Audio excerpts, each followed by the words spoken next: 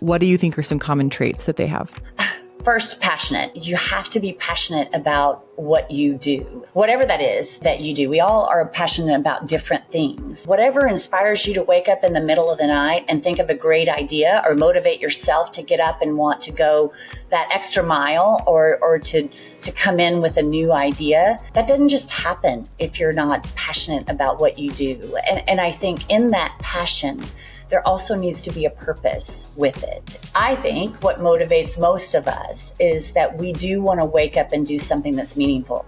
And whatever that purpose might be, if it's just inspiring the person that's working beside you, that's purpose.